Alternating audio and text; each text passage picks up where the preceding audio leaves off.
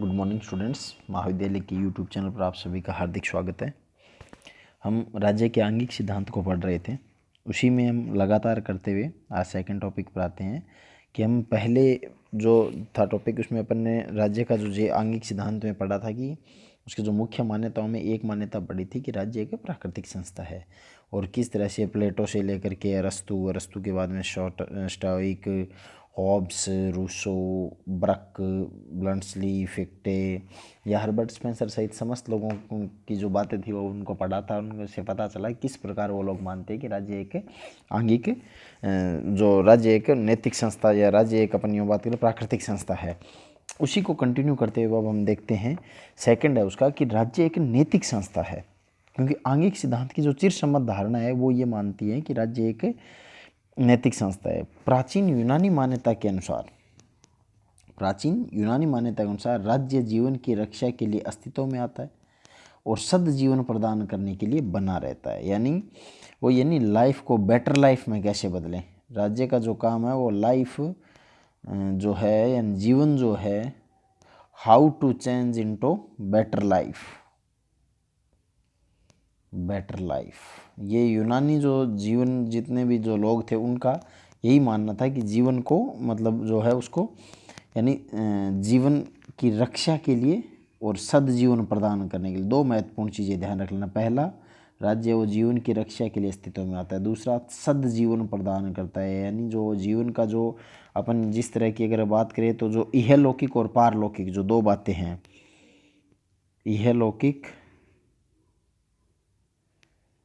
Plus पारलौकिक, जो दोनों उद्देश्य है मानव जीवन के, उनको किस प्रकार से मनुष्य है वो प्राप्त कर सकता है। राज्य है वो उसी के इर्द गिर्द है वो काम करता है। जो प्राचीन यूनानी जो मान्यता है वो क्या मानती है कि राज्य है वो जीवन की रक्षा और सद्जीवन प्रदान करने के लिए वो हमेशा बना रहता है। इसका मतलब ये हो गया सीधा सीधा सा कि राज्य की छत्रछाया में व्यक्ति मिलजुल कर रहते हैं, काम बांटते हैं और भौतिक आवश्यकताओं की पूर्ति करते हैं। यानी एक राज्य में रहते हैं, अपना समस्त काम बांटते हैं, अपनी आवश्यकताओं की समस्त पूर्ति करते हैं और जिससे क्या होता है एक दूसरे की मदद करने से उन्हें उच्च कोटि का जीवन जीने का अवसर भी मिल जाता है, क्योंकि समस्त है वो आपस में। वैसे मतलब अगर अपन देखें तो बेसिकली जो जीव जंतु है, जो जीव है, वो किसी न किसी प्रकार से अपनी आवश्यकताओं की भौतिक जो पूर्ति है, भौतिक आवश्यकताओं की जो पूर्ति है उनको पूरा कर लेते हैं। परंतु मनुष्य राज्य के रूप में संगठित होता है तो उन्हें उच्च कोटि का जीवन जीने का अवसर भी मिलता है। अरस्तु के विचार से अगर अपन अरस्तु की बात करें इसी बात को लेकर कि नैतिक संस्था है, और अरस्तु भी नैतिक संस्था मानते हैं। वो जैसे कहते हैं कि शरीर के भिन्न अंग है वो अपनी पृथक पृथक क्षमताओं के अनुसार भिन्न भिन्न कार्य संपन्न करते हैं।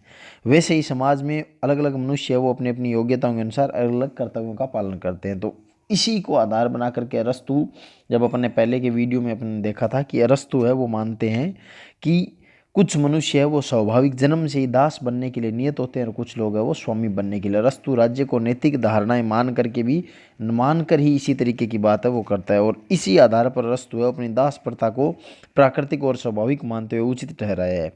और वो ये तर्क देते हैं कि केवल स्वामी है वो सद्गुण की क्षमता रखता है, उसको कार्य रूप देने के लिए अवकाश की ज़रूरत होती है। जो जिस अवकाश की अपन ने अरस्तु को पढ़ा था उस वक्त ध्यान दिया था। तो दास में सद्गुण की क्षमता नहीं पाई जाती, वह अपनी स्वामी की सेवा करके और स्वामी के लिए अवकाश है वो उपलब्ध करवाता है, बल्कि स्वयं भी इसी सद्गुण से लाभान्वित होता है। तो ये जो दृष्टिकोण है अरस्तु ने जिस तरीके की बात की है उसी दृष्टिकोण के अनुसार मनुष्य वो राज्य के भीतर अपने अधिकारों और कर्तव्यों का निर्वहन करते हुए नैतिक गुण अर्जित करता है। जिस प्रकार से अरस्तु नैतिक संस्था के अंतर्गत अरस्तु जिस प्रकार से दास की बात करता है कि दास है वो अपने मालिक के अंडर में रहते हुए समस्त चीज़ें करता है, ठीक उसी प्रकार से वो ये भी बात करते हैं। उसी प्रकार से ये सिद्धांत है वो नैतिक जो है जो राज्य को मानने वाले हैं वो ये मानते हैं कि उसी प्रकार से मनुष्य भी अपना जो समस्त जितने भी चीज़ें हैं उनको अपने कर्तव्यों का, अपने अधिकारों का, इनका निर्वहन करते हुए नैतिक गुण है वो वर्जित करता है। और समाज के जो भिन्न भिन्न कार्य है कार्यों का विभाजन भी मनुष्य है वो अपने अपने अपने गुणों से पहुंचाते हैं और अपने मन से समस्त का हमारा जो चरित्र है वो उन्नत करते हैं। क्योंकि जो नैतिक स्वरूप के विचार को आदर्शवादी विचारों ने एक नई दिशा में, अब जो ये राज्य की जो एक नैतिक संस्था है इस बात को जो आदर्शवादी विचारक थे उन्होंने एक नए रूप में नई दिशा विकसित की। वो ये मानते हैं कि यह विचार है वो सांप्रदायिक प्रत्यक्ष रूप से तो आंगिक सिद्धांत के अंतर्गत नहीं आता, लेकिन उनकी मान्यताओं के साथ निकट से जुड़ा हुआ है। मसलन अगर अपन एग्जाम्पल के रूप में जैसे रूसो है, तो रूसो कहते हैं कि सामान्य इच्छा का सिद्धांत है, वो ये मानता है कि राज्य है वो जिस इच्छा से जन्म लेता है वह पृथक पृथक व्यक्तियों की इच्छा नहीं होती, बल्कि एक ही व्यक्ति की इच्छा होती है। और दूसरी ओर अगर हीगल की बात करें तो हीगल कहते हैं कि जैसे प्राणी का विकास है वो अंगों के विभेदीकरण का परिणाम है, वैसे ही राज्य का विकास भी समाज की विभिन्न संस्थाओं और विभेदीकरण का परिणाम है। तो हीगल ये मानते हैं कि प्रत्यय या विचार है वो इस सृष्टि का सार तत्व है, चेतन है, यानी विचार है वो चेतन तत्व है जिसमें विकास की प्रवृत्ति है वो पाई जाती है। तो इस प्रकार जब अपन देखते हैं, क्योंकि हीगल है वो राज्य को साध्य मानता है, व्यक्ति को उसका साधन मानता है, और ईश्वर धरती पर ईश्वर की यात्रा के समान मानता है, और राज्य की आज्ञा के पालन में उसकी स्वतंत्रता निहित होती है। तो कुल मिलाकर के नैतिक संस्था जो मानते हैं वो नैतिक संस्थाओं को आखिर में व्यक्ति की बलि तक ले जाते हैं। हीगल जैसे लोग हैं वो चरम तक पहुंचा करके व्यक्ति को राज्य के समक्ष गोना बना देते हैं। वो कहते हैं भाई जहाँ राज्य का एग्जिस्टेंस है वहाँ व्यक्ति का अकेले का कोई एग्जिस्टेंस नहीं है, वो सिर्फ अपने जीवन की रक्षा के लिए अस्तित्व में आता है और सदजीवन के लिए बना रहता है। उसका जो उद्देश्य है वो राज्य को बनाए रखना है, न कि अन्य चीज़ों को। इसी प्रकार अब इनकी आलोचनाएं भी की गई है, तो हम इनके बारे में थोड़ी चर्चा कर लेते हैं कि समालोचना, कुछ आलोचना है इसकी कि राज्य का जो आंगिक सिद्धांत है वो उसकी दिक्कत क्या है। पहली चीज़, मनुष्य को बंदी बंधाई व्यवस्था में अपने कार्य और स्थिति को संभालने की शिक्षा दी जाती है। यानी वो क्या मानते हैं, ये आंगिक सिद्धांत वाले सबसे पहले यही क्लियर कर लेते हैं हर एक व्यक्ति की अपनी अपनी भिन्न भिन्न क्षमताएं हैं, और वो उन्हीं भिन्न भिन्न क्षमताओं के अनुसार ही काम करने में सक्षम है, वो अलग से अकेला कोई काम नहीं कर सकता। तो ये जो समस्त चीज़ें हैं, जैसे व्यक्ति है वो अपनी बंदी बंधाई व्यवस्थाओं के अनुरूप काम करता है, तो इसी के आधार पर अरस्तु है वो दास प्रथा को ठीक ठहराता है। क्योंकि वो तर्क क्या देते हैं कि जिस प्रकार से मतलब शरीर में कुछ अंग सोचने और समझने की क्षमता रखते हैं और दूसरा अंग है वो उनके नियंत्रण में रहकर काम करते हैं, उसी प्रकार दास है वो व्यक्ति स्वयं नैतिक गुणों से शून्य होते हैं और अपने स्वामी की सेवा करके ही नैतिक गुणों का लाभ प्राप्त कर सकते हैं। और आज के जो युग है उसमें इस तरह को स्वीकार करना नामुमकिन सी बात है, क्योंकि हर एक व्यक्ति में कॉमन सेंस होता है। तो वो हम इस प्रकार से राज्य के अंदर किसी व्यक्ति को यानी परंपराओं के आधार पर या उनकी क्षमताओं के आधार पर उनको कम करके नहीं आकलन कर सकते हैं। तो पहली जो आलोचना है, क्योंकि एक बंदी बंधाई व्यवस्था की बात करता है कि जो व्यक्ति जैसा काम कर रहा है उसको वैसा ही काम करना चाहिए, वो ही उसी की योग्यता है। जबकि आजकल इंसान मल्टी टैलेंटेड हो गया है, एक ही व्यक्ति है। अगर अपन बॉलीवुड वगैरह की बात करें तो एक ही व्यक्ति है, वो डायरेक्शन का काम करता है, वही एक्टिंग करता है, वही कोरियोग्राफी करता है, वही म्यूजिक कंपोज करता है। तो अकेला व्यक्ति बहुत सारी क्षमताओं में, इस तरह से व्यक्ति अगर इस बंदी बंधाई व्यवस्था को हम बनाए रखेंगे तो ये व्यक्तियों का दोहन हो जाएगा। इससे व्यक्ति है वो उन्नति की तरफ या आगे की तरफ अग्रसर नहीं हो सकेगा, बल्कि वो अपने इर्द गिर्द ही कहीं न कहीं लटक करके रह जाएगा, और उससे उसको यूँ लगेगा कि भी हाँ वो जितना बेहतर कर सकता था उतना बेहतर कर नहीं कर पाया। दूसरी चीज़ है संपूर्ण निष्ठा की मांग, क्योंकि राज्य क्या करता है, हीगल क्या कहते हैं कि जहाँ मतलब राज्य है वो केवल साध्य, राज्य साध्य है और व्यक्ति केवल उसका साधन है, वो उसके बराबर की तुलना कर ही नहीं सकता। और इसी बहाने वो संपूर्ण निष्ठा की मांग करके बैठ जाते हैं। इस ये जो आंगिक सिद्धांत है वही संपूर्ण निष्ठा, क्योंकि राज्य के जो आंगिक सिद्धांत के संदर्भ में जो ध्यान देने के योग्य जो बात है उसमें क्या है कि ये एक चीज़ आप ध्यान रखिए कि दो वस्तु में समानता आरोपित कर देने से उसमें तर्क संगत संबंध स्थापित नहीं हो जाता। मान लो कोई दो चीज़ है और उन चीज़ों को अगर आप उनमें कुछ समानताएं हैं तो समानता हो जाने का मतलब ये हो जाएगा क्या कि उन दोनों के बीच में हम एक जैसा कर सकते हैं, भी हम उन चीज़ों को एक स्थान पर रख सकते हैं। कि जैसे मान लीजिए अब कोई आदमी कहे कि मेरी और मतलब नरेंद्र मोदी में ये हम में समानताएं हैं, मतलब एक देश के प्रधानमंत्री के प्रति अगर अपन उदाहरण के लिए बात करें, कोई व्यक्ति को लगता है कि जिस तरह से मोदी करते हैं, जैसा मोदी का बचपन रहा है, जैसा उनका रहा है, हम वैसा ही काम कर सकते हैं। या मेरी या अशोक गहलोत जी राजस्थान के माननीय मुख्यमंत्री जी, उनकी इसमें कुछ चीज़ों में समानताएं हैं। तो समानताएं होने का मतलब ये नहीं कि उनको मोदी या उनको मतलब पीएम या सीएम बना दिया जाए, ठीक है। तो उनमें सिर्फ तर्क संगत संबंध स्थापित नहीं हो जाता, लेकिन जब इस तरह की तुलना के आधार पर नैतिक निष्कर्ष निकालने की जब कोशिश की जाती है, इस तरह का जो नैतिक निष्कर्ष है वो निकालना, तब और भी अनर्थ हो जाता है।